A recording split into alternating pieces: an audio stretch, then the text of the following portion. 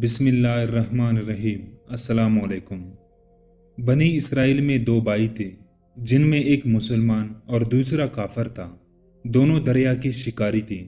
काफर बुत को सुजदा करता था, मगर जब मछलियों के लिए जाल दरिया में डालता तो इस कदर मछलियाँ उसमें आ जाती थी कि उसको खींचना मुश्किल हो जाता। मगर मुसलमान के जाल में सिर्फ एक ही मछली आती थी और उसी पर सब्र के साथ खुदा का शुक्र अदा करता था। इत्फाकन एक रोज मुसलमान की बीवी अपने मकान की छत पर गई तो उसकी नज़र काफर की बीवी पर पड़ी, जो जेवर और बेहतरीन लिबास से आरास्ता थी। ये देखकर उस मुसलमान की बीवी के दिल में वसवसा पैदा हुआ कि काश मैं भी ऐसी होती। तो काफर की बीवी बोली, तू अपनी शोहर को आमादा कर ले कि वो मेरी शोहर की माबूद यानी बुत की इबादत किया करे, ताकि तू भी मेरी तरह मालदार हो जाए। ये सुनकर मुसलमान भाई की बीवी कुछ गमजदा सी होकर नीचे आई, और जब उसका शोहर घर आया तो उसने बीवी का हाल देखकर दरियाफ्त किया, आखिर क्या बात है जिससे तू इस कदर गमजदा मालूम होती है। तो वो कहने लगी, बस मियाँ, या तो तुम मुझे तलाक दे दो या अपने भाई की माबूद की परस्तिश इख्तियार करो। ये सुनकर उसके शोहर ने कहा, खुदा की बंदी, तू खुदा से नहीं डरती? ईमान की दौलत के बाद ये कुफर की बातें करती हैं। तो औरत बोली, बस मुझसे अब ज्यादा बातें ना बनाओ, मैं नंगी बूची नहीं रह सकती। जबकि दूसरी औरतों और खुसूसन तेरे भाई की बीवी को मैं देख रही हूँ कि वो जेवरात और उम्दा उम्दा लिबास से आरास्ता रहती है। जब उस मर्द मोमिन ने देखा कि औरत जिद पर उतर आई है और उसका इसरार हद से बढ़ चुका है, तो उसने औरत को तसल्ली देते हुए कहा, अच्छा, घबराने की ज़रूरत नहीं है। मैं कल से कारीगरों और मजदूरों में जाकर मेहनत करके तुझे रोज़ाना 2 दरम देता रहूँगा, तो इससे अपनी हालत दुरुस्त कर लेना। ये सुनकर औरत को कुछ तस्कीन हासिल हुई और सवेरे ही वो मर्द मोमिन मजदूरी की तलाश में निकला, लेकिन किसी ने उसकी बात ना पूछी।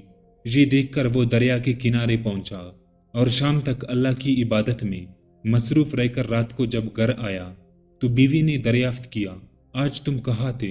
तो वो कहने लगा, मैं बादशाह की खिदमत में था, उसने मुझसे 30 दिन का काम करने की शर्त की है। औरत बोली, आखिर वो बादशाह तुमको क्या देगा? तो उसने जवाब दिया कि मेरा बादशाह बड़ा करीम है और उसके खजाने माल दौलत से भरी हुई हैं, वो मुझे वो देगा जो मैं चाहूँगा। चुनांचे उसी तरह बराबर वो अपनी माबूद बरहक की इबादत में मसरूफ़ रहा। और 30वीं रात हुई तो बीवी ने कहा, सुनो मियाँ, अगर कल तुमने मुझे मजदूरी लाकर नहीं दी तो तुम पर मुझे तलाक देना लाजम हो जाएगा। ये सुनकर उसको किस कदर परेशानी लायक हुई, और 30वीं सुबह को उसने एक यहूदी से कहा, क्या तुम मुझे मजदूरी पर लगा लोगे?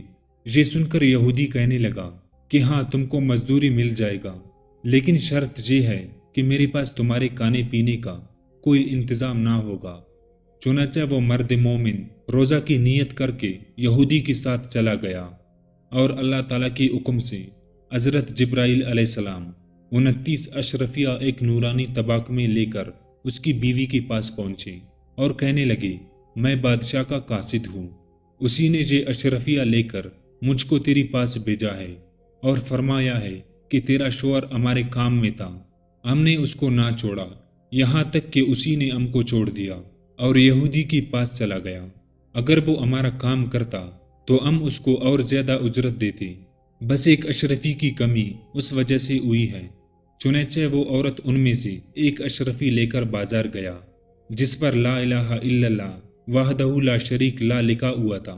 सराफ ने 1000 दरम उसकी कीमत औरत के हवाले कर दी, और जब शाम को वो मर्द मोमिन घर वापस आया तो औरत ने उससे दरियाफ्त किया, आज तू कहाँ थे? तो उसने जवाब दिया, आज मैं एक यहूदी के काम पर गया हुआ था। तो बीवी कहने लगी कि आखिर बादशाह की खिदमत छोड़ के तुम दूसरों की खिदमत क्यों करते हो? फिर उसको अशरफियों का वाकया सुनाया, जिसको सुनकर वो मर्द मोमिन रोते रोते बेहोश हो गया।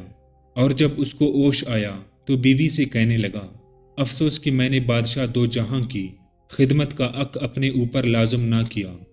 उसके बाद उस शख्स ने औरत को छोड़ दिया और पहाड़ों पर चला गया, जहां खुदा की इबादत ही में मसरूफ़ रहकर उसका इंतकाल हो गया। अल्लाह ताला उस पर अपना रहम फरमाए, आमीन।